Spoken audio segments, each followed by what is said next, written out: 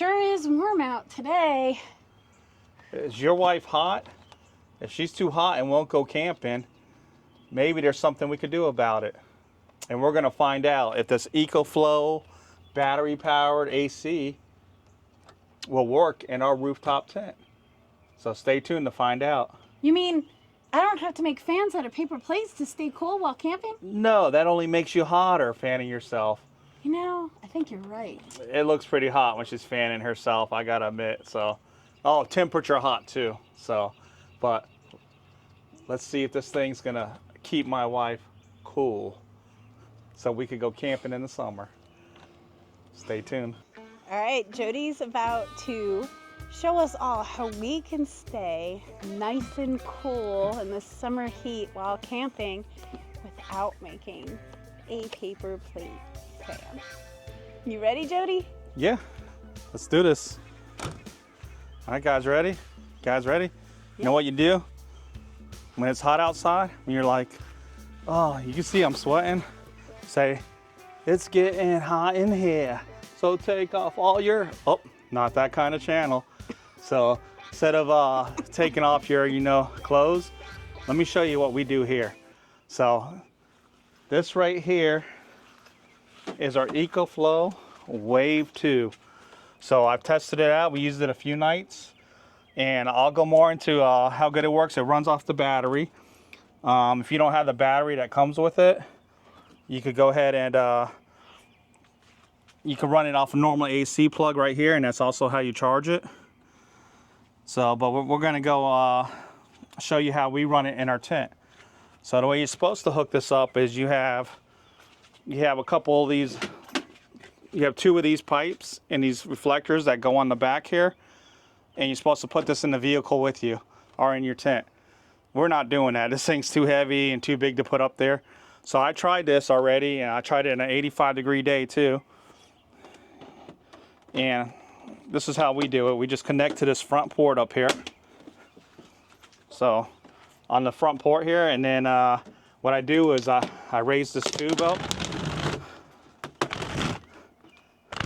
Oh, and I wish it was a little longer, but then I normally have Tara hold it up there for me, and I go up there and I stick it in the window there. So let me see if I can hold it right here.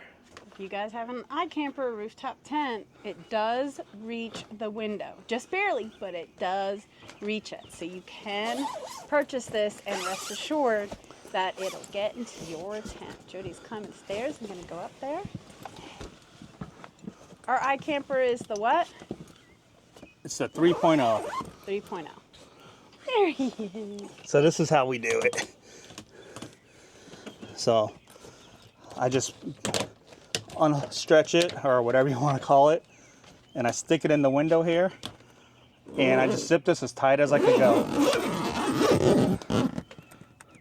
And then sometimes I'll stick a little t-shirt in there or a sock, just because there's a little bit of gap up here. So, and that's it. So normally I don't leave it, I have an awning up. So actually where I leave this,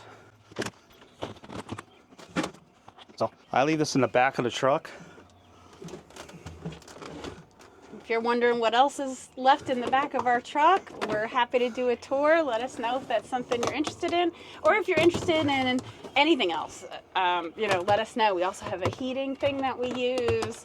I could do a demo on how you make a paper plate fan. Anything you guys want, let us know. So this is how I leave it at night. I leave this shut. Normally I have my 270 awning, which comes all the way right out to here. But I leave this door open right here. So that way if it's raining, it can get wet. But I don't want it in pouring rain. So it's supposed to be a little bit of water resistant. So, but I don't want to leave it in the rain. So I just put it in the back of the truck here. And I pipe it up there. So the way I charge this is my truck has a 2,000 watt built-in power inverter that you could get on vehicles. It takes about, as long as you have an 800 watt power outlet built into your truck, you can just plug it in right here. So I actually leave this plugged in. So while I'm driving, as long as my truck's on, it'll charge itself from dead in about 2 hours. So at 800 watts. You can also charge it with solar. So I have solar panels, but I don't use them because I have the built-in generator and I drive every day. If you have the EcoFlow battery system, I have a Jackery 1500. I could plug the AC into it, but I use that for my fridge and other stuff, so I don't want to drain that down. But if you have an EcoFlow system, battery system, they have these little plugs here that you could go ahead and run it off your other battery pack. Another thing, if you're on the campground, you could just plug the AC right into the campground. So the way I tested it so far, at night it works really good. All right, guys. So the AC worked pretty good last night. So, and it's actually, I'll take a look back. Sorry, just getting up. But I actually turned it around 5 a.m. I turned it on a fan only. And it's still blowing cold air. So, turn this around. So there's the vent right there. That's where the air's coming out of. And the fan is still blowing, so it's not on AC, it's on fan only. But I was like, that's a nice breeze considering I had the windows closed. And here's the sunroof up there, so you can see the sun up there. Well, yeah, this thing was a hit.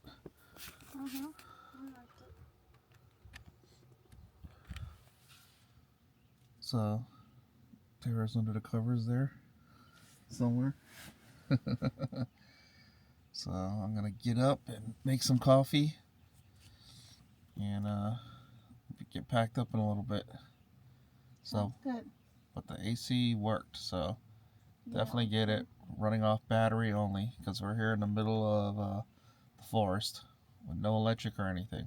All right, guys. Yeah, on eco mode, it'll get 6 hours. I got like 6.5 hours easily in eco mode. Eco mode does not work as good during the day. It will take the edge off, so the tent was 108 degrees when I measured it. I put the EcoFlow in it. After a half hour in eco mode, with the sun beating on it, not in the shade, it got down to like 94. But hey, that's like a 10-degree difference. But then I turned it on, and I got a little over 6.5 hours on that. When I turned it on max, I came back out a half hour later, and max in the heat of day will cool that thing out. I think it was 76 degrees, even with the 88 degrees outside. But the problem with it leaving it on max and running off battery is I got about a little over 2 hours on max, but it kept that cool. So if you're staying at a campground and you have power and you're trying to get in there during the day, you're going to want another battery pack, an EcoFlow battery pack with the DC to DC plug on it. Or you're going to want, like I said, plug it in to a regular AC outlet generator or something. And we don't carry a generator besides our battery pack. But we don't go in there during the day. For us, it's not an issue. We're only in there at night. And if we are out in the sun, we're going to be in the shade. So being in the shade, it's going to be a big difference. So we like it. We would recommend it as of now. I mean, we're going to use it some more and see. But, it definitely, any less cooler than what this is doing for you is good now. I mean, we have a rechargeable fan in here. We have the DeWalt, but... this is going to cool you off a lot more. It just makes it so sleeping is more comfy. Like you said, we don't run it during the day, but for sleeping. But you could if you wanted to. Mm-hmm. And the way it's more efficient is if you put this up in the tent and you run 2 pipes out, but then you have 2 big pipes coming out. So we're not going to run it that way, even though that is more efficient.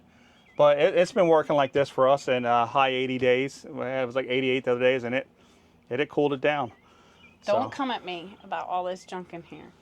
Don't come at us. We use this truck. We use this truck. We did 10 camping grounds in the last 2 weeks. So yes, it's dirty. It looks like it's used because we use it. Yeah. As I'm sitting here, I'm coming at myself because I'm looking at it and I'm like, oh, that looks terrible. But anyway. I did wash the outside, so May not look like it, but I did get a little bit of drive-through car wash and spray it down and scrub it a little bit. That's as detailed as I get.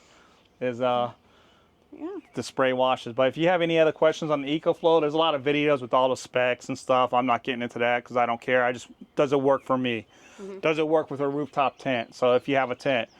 And how you do it. You know, 'cause a lot of times people are thinking about buying something, but they're like, oh, what's going to be all this setup? I don't want to buy it and leave it in my garage because I don't exactly understand, you know, what it's going to entail to make it work. Well, you saw it. That's what it entails to make it work. That's it. And it does work with this. I wasn't sure, like, is it going to work with just having this tube? Because if I got to leave this whole thing up here, it's going to be a no-go because I'm not carrying this up into the tent there. And we can close our tailgate and everything. It sits right there and it still gets in. So if you have this iCamper tent or something with similar layout, dimensions, whatever, window from there to there, I mean, we didn't measure it. If you want us to, or anything else you need before you're considering buying it, let us know if you want us to measure from the window to the thing, whatever you guys and it want. just barely reaches. It would be nice, especially when I have the awning here. I got to tuck it back more.